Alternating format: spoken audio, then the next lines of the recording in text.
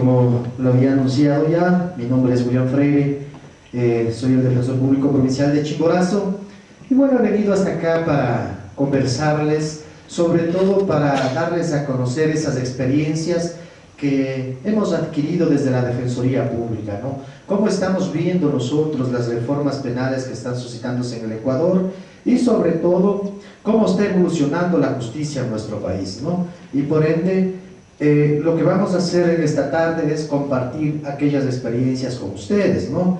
Bueno, justamente nosotros como Defensoría Pública habíamos visto algunos aspectos, ¿no? Y lo hemos considerado en la actualidad los embates de la justicia penal eficientista y las dos veracidades de la justicia, ¿no? Bueno, primero aclararles una cosa, ¿no? Que siempre nosotros desde la posición de la defensa pública como órgano autónomo de la función judicial, creado justamente para equilibrar este sistema de justicia entre el poder punitivo y los derechos de los ciudadanos, nosotros consideramos que no debe, por supuesto, existir un eficientismo. ¿En qué consiste el eficientismo, señores alumnos, señores abogados? Un eficientismo que tenga los datos estadísticos como la columna vertebral de la justicia, pues no es tolerable en un Estado democrático. ¿Por qué no es tolerable en un Estado democrático una justicia por estadísticas? Porque los cuadros estadísticos no demuestran o no justifican, no avalizan de que estemos viviendo una justicia adecuada. Así como tampoco estamos de acuerdo en aquel eficientismo que determina el funcionamiento del sistema de justicia en base a lo cuantitativo. ¿Por qué no estamos de acuerdo con este particular? Porque no se puede considerar como indicador, en este caso, en base a lo cuantitativo, para poder establecer la eficiencia de un sistema de justicia. Un sistema de justicia consideramos que es eficiente cuando se respetan los derechos y las garantías de todos y cada uno de los ciudadanos. Cuando el Estado le provee todas y cada una de las herramientas necesarias para que pueda ejercer su derecho a la defensa, respetando sobre todo algo muy fundamental que ya deben conocer ustedes, como es ese debido proceso. Un proceso lleno de garantías que justamente nos otorga la Constitución de la República. Bueno, vamos a ver cuál es el objetivo del sistema penal. El objetivo del sistema penal justamente es lograr una administración de justicia moderna que concilie el poder punitivo del Estado con el respeto pleno a las garantías individuales. Justamente esa es la justicia, es el objetivo de la justicia penal, que exista una equidad, una igualdad, un equilibrio entre el poder punitivo del Estado conjuntamente con aquellos derechos de cada uno de los ciudadanos. También como defensa pública hemos visto las reformas que se vienen suscitando a nivel de todos los países de Latinoamérica y podemos manifestar de que la reforma procesal penal es un proyecto latinoamericano. Es un proyecto latinoamericano donde nuestro país justamente invierte más de $2 millones para la implementación de este tipo de reformas en el Ecuador, es decir, para las reformas del Código Penal, Código de Procedimiento Penal, que se vino dando a nivel de los países de Latinoamérica. Como ejemplo tenemos la agenda por países de la reforma procesal penal. Vemos que este tipo de reformas se suscitan justamente entre los años 90 y el año 2000. Tenemos Paraguay, realizó su reforma procesal en el año de 1999. Venezuela en el año de 1999 también, Chile en el 99, Ecuador lo hace en el año 2000, ¿no? Guatemala en el año 94, Costa Rica en el año 98, El Salvador en el año 91. Bueno, parece curioso de que todos estos países coinciden en esta misma época en realizar sus reformas, pero no consideramos nosotros que sea justamente una coincidencia, no, de ninguna manera. Nosotros más bien consideramos que este proyecto de reformas se debe a otros intereses, intereses de terceros que nada tiene que ver con una coincidencia en este tipo de reformas. Bien, al hablar de las reformas, eso significa que tiene que ser un análisis para que se recojan las necesidades justamente de cada uno de los sistemas de justicia. Es decir, como todo sistema de justicia es perfectible, nada está escrito en piedra, de acuerdo a las necesidades que se vayan presentando, es necesario justamente hacerlo este tipo de reformas, ¿no? Como les decía, eso significa una discusión casa adentro, en escenarios técnicos, para poder nosotros llevar a cabo las reformas que vayan en beneficio de toda la sociedad y justamente a satisfacer las necesidades que atraviesan cada una de las poblaciones, ¿no? Bueno, tenemos también lo que es las claves de la reforma procesal penal. Aquí vamos a ver cómo va incidiendo el tema de las reformas justamente en función a las claves que vamos a dar a conocer. Una de las primeras claves dentro de las reformas al sistema procesal penal tenemos que es la separación del juez de la investigación, algo que no teníamos con el sistema inquisitivo. En el sistema inquisitivo el juez realizaba todas estas diligencias. Con el sistema oral acusatorio pues ya se separa el juez de la investigación. Ahora quien lleva la investigación justamente en este caso es la fiscalía, ¿no? Es decir, que el fiscal como titular de la acción penal es el encargado de practicar todas las diligencias, recabar los elementos de convicción y por supuesto llevarlo ante el juzgador, una información de calidad que le permita al operador de justicia dar una resolución adecuada. Preclusión del proceso interpartes, discusión oral a través de las audiencias. Claro, algo importante, interesante, estamos de acuerdo en eso, porque se debe discutir de manera oral, ¿no? Es decir, aquellas audiencias orales públicas y contradictorias para que les permita a las partes ser escuchados ante el juzgador, ¿no? Esto va a garantizar el principio de inmediación, el principio de contradicción y sobre todo ese principio de oralidad, ¿no? Algo que nos llamó la atención dentro del proceso de reformas era el fortalecimiento de la agencia fiscal. Se fortalece a la fiscalía, pero lo que es lamentable dentro de un sistema oral acusatorio adversarial, que justamente no se lo acompaña o paralelamente no se fortalece una defensa pública, porque en aquel entonces no teníamos nosotros defensa pública. El Ecuador no contaba con una institución que defienda los derechos, en este caso del procesado. La defensa pública aparece 7 años después de la reforma procesal.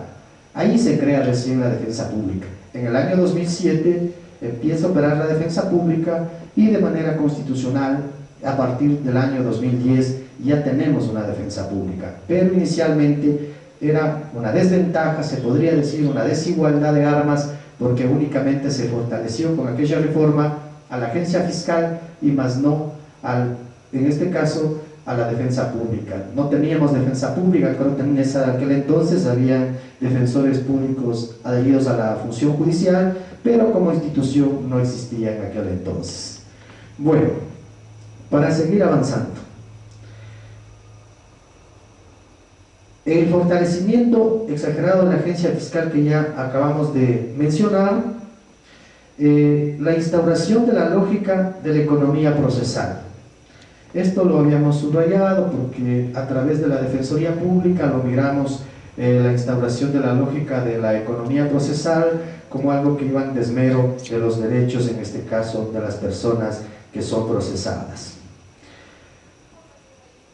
Bien.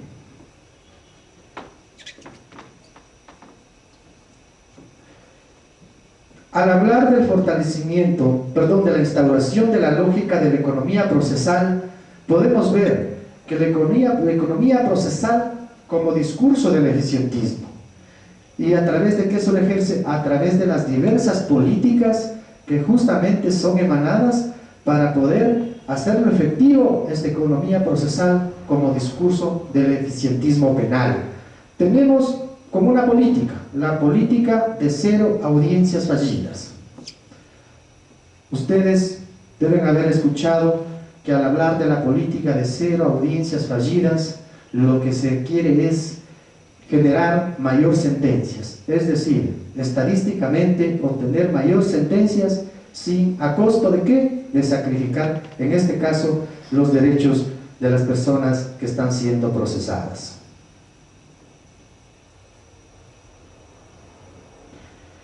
Los estorbos procesales que le tenemos aquí, ¿no? Eliminación de los considerados estorbos procesales, lo que tiene que ver justamente con la tramitación de recursos. Justamente por parte de la Corte Nacional, ¿no?, se ha emitido una sentencia con fallo de triple reiteración, donde se enumera ya una serie de exigencias para poder plantear un recurso, ya sea de casación o un recurso de revisión. Una de las limitantes es justamente la creación de una sala de admisión, es decir, que el recurso, cuando se lo plantea, primeramente tiene que pasar por la sala de admisión, y si la sala lo admite, pasará a conocimiento del tribunal que le corresponda conocer la causa, o caso contrario, automáticamente se rechazará desde ahí, se inadmite más bien el recurso, ¿no? Esto se considera una limitante al derecho que tiene, en este caso, el ciudadano procesado, por cuanto puede existir muchas sentencias que pueden variar la resolución al ser conocidos ya por un tribunal de alzada, en este caso por un tribunal de casación. Estandarización de prácticas judiciales. Justamente al hablar de la estandarización de las prácticas judiciales, podemos decir que existen directrices ya, y estas directrices son emanadas justamente para estandarizar estas prácticas judiciales. Una de ellas, ¿cuáles son? Podemos ver que en todos los procesos se ha estandarizado el uso o el abuso de la prisión preventiva. ¿Por qué? Porque al llevarse a cabo un proceso, la mayor cantidad de gente procesada, en este caso, se quedan con prisión preventiva, y por ende lo consideramos como un estándar justamente de práctica judicial, el abuso, en este caso, de la prisión preventiva. Otros de los estándares de las prácticas judiciales lo consideramos los procedimientos abreviados. ¿Por qué los procedimientos abreviados?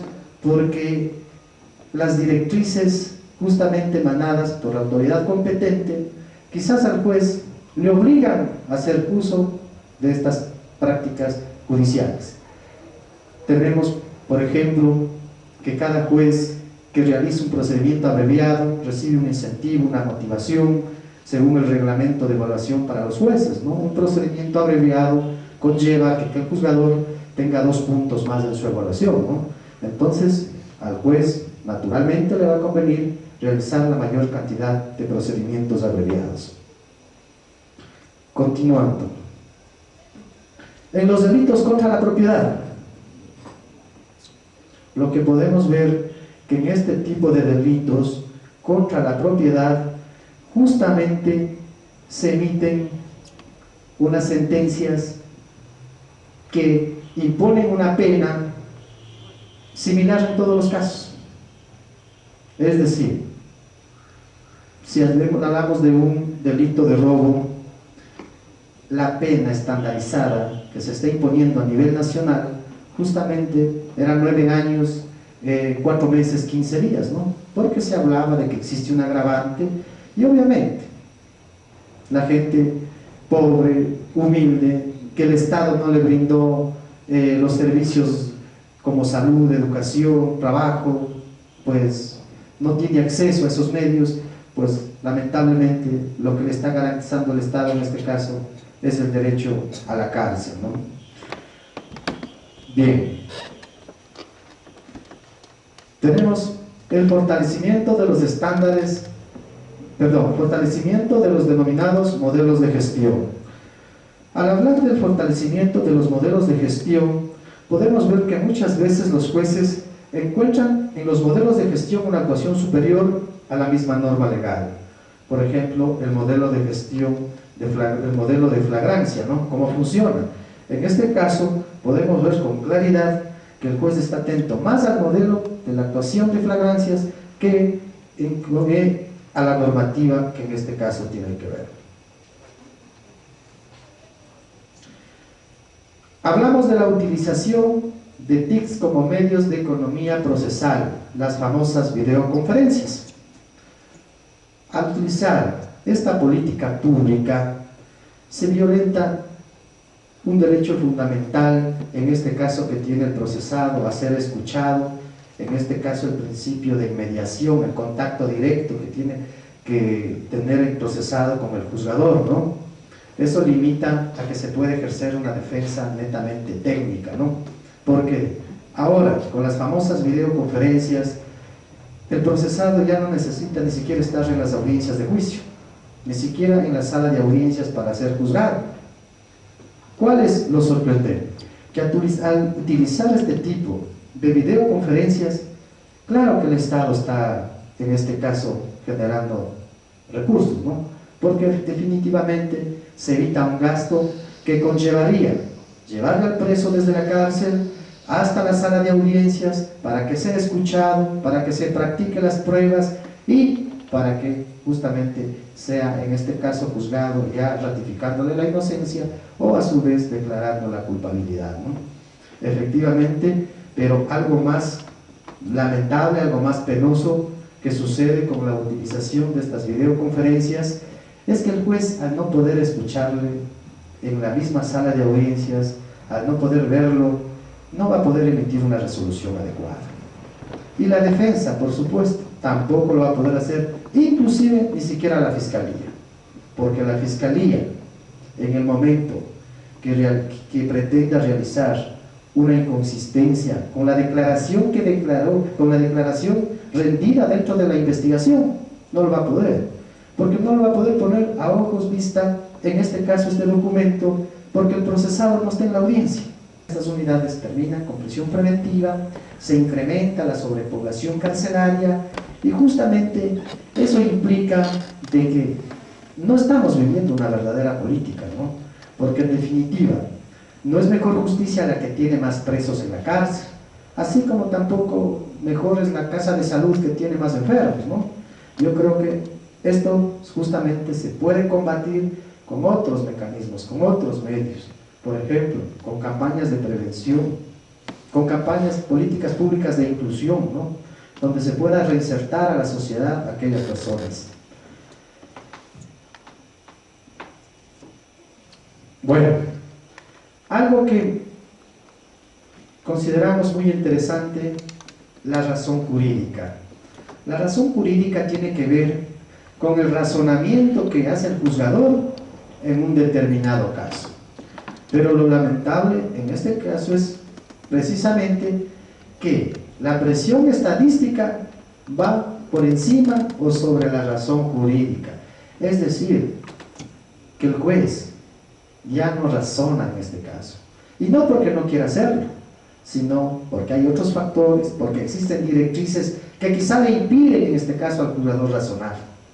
Porque él lo que hace en el mejor de los casos también es velar por su estabilidad, en este caso por alcanzar los puntos de incentivación, por las sentencias que vaya emitiendo. En este caso, por ejemplo, las audiencias fallidas que se habla, eso va en contra de aquel operador de justicia que declara una audiencia fallida, ¿no? Eso implica que él tiene 2 puntos menos en su evaluación que lo realiza el órgano competente.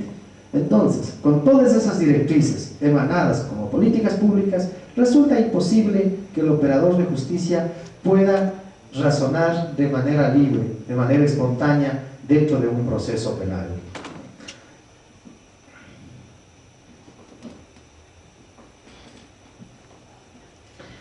Justamente por estos motivos, justamente por estos incentivos que recibe el juez, es que se violentan a toda costa los derechos de los ciudadanos.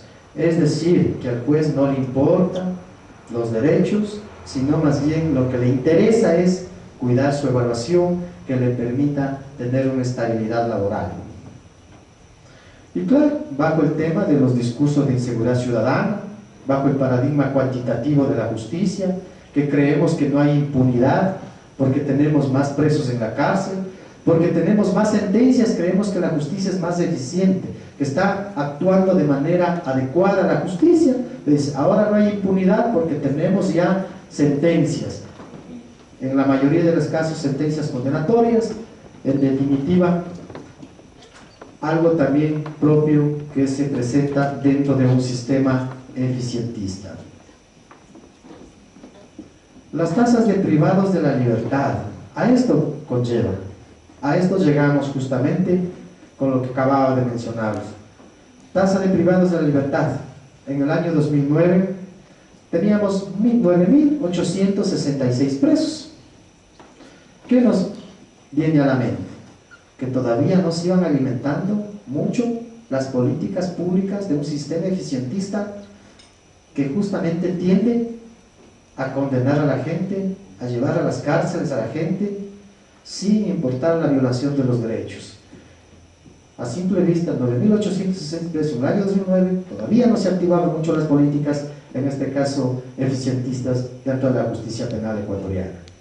En el año 2016, con los datos que tiene la defensa pública, tenemos 27.657 personas privadas de la libertad. ¿Qué significa? 3 veces, casi 3 veces más, ¿no? ¿Sí? Entonces, en el año 2016, ya en la actualidad, estas políticas ya se fueron alimentando, ¿no? Ahí vienen los famosos procedimientos directos, procedimientos abreviados, con las reformas que se dieron a la legislación penal, con todo este tipo de procedimientos, pues algo lógico, natural, que vamos a alcanzar más sentencias. Pero, como las estadísticas lo miran dentro de un sistema eficientista como la columna vertebral de la justicia, pues mientras más sentencias existan, aparentemente nuestra justicia está manejándose de manera adecuada. La preocupación que siempre desde la Defensoría Pública Nacional, en varias entrevistas, ruedas de prensa, se lo ha dicho, la justicia penal de 2 velocidades. Con un sistema eficientista, lo que podemos ver justamente es esta justicia de doble velocidad. Una justicia rápida para los delitos penales con castigos menores, recogimiento de derechos y garantías, el tiempo de la defensa, imparcialidad del juez, evacuación de instancias procesales. Para aquellos delitos bagatelas, aquellos delitos de penas menores, pues la justicia en un sistema eficientista actúa con mayor rapidez. ¿En qué sentido? El tiempo de la defensa, procedimientos directos, 10 días sentenciado. En un procedimiento abreviado, de igual forma, inmediatamente sentenciado. Imparcialidad del juez, efectivamente, en un procedimiento directo, lo que hablábamos hace unos pocos momentos, de que el juez que conoce la calificación de flagrancia es el mismo juez que emite la sentencia condenatoria, es el mismo juez que en este caso le juzga al procesado. Por ende, no podemos garantizar una imparcialidad absoluta porque se presume que aquel juez que ya calificó la flagrancia y ya está contaminado y hasta cierto punto puede venir y hasta con sus prejuicios, está prejuiciado y obviamente que la sentencia no va a ser con absoluta, en este caso, imparcialidad. Evacuación de instancias procesales. De igual forma, procedimiento directo donde se concentran todas las etapas, ¿no? Aquí ya no tenemos instrucción fiscal, etapa intermedia, sino directamente se acumulan, en este caso, en una sola audiencia todas las etapas y se procede a su juzgamiento. Estos son justamente la justicia rápida en los delitos que son sancionados con penas menores. ¿Quiénes cometen aquellos delitos? Por lo general, la gente pobre, como decía, de las patologías urbanas, que no tuvieron una oportunidad de vida, el Estado no les brindó una garantía del acceso a un servicio que le permita tener una vida digna, pues a lo mejor en función a una necesidad, a un hogar disfuncional, le llevó a cometer un ilícito, pero el Estado eficientista actúa de manera inmediata en este caso. La justicia lenta, para graves delitos penales, peculado, enriquecimiento ilícito, cohecho. En este caso el Estado, dentro de un Estado eficientista, pues brinda mayor garantías del proceso. ¿Por qué? Porque para este tipo de delitos la mayor garantía del proceso se da en todos los aspectos, inclusive desde el momento de dictar una medida cautelar de carácter personal. La prisión preventiva, por lo general, un funcionario público metió con peculado, cohecho, tiene su casa, sigue trabajando en el sector público, cumple con los requisitos de arraigo social, y pues el juez muy esporádicamente dicta una medida de prisión preventiva en contra de dicho funcionario. Pero algo que también nos llama la atención es que dentro de este tipo de delitos, como una de las mayores garantías, inclusive dentro de un sistema eficientista, coacta la posibilidad al fiscal de realizar la investigación. El famoso informe de la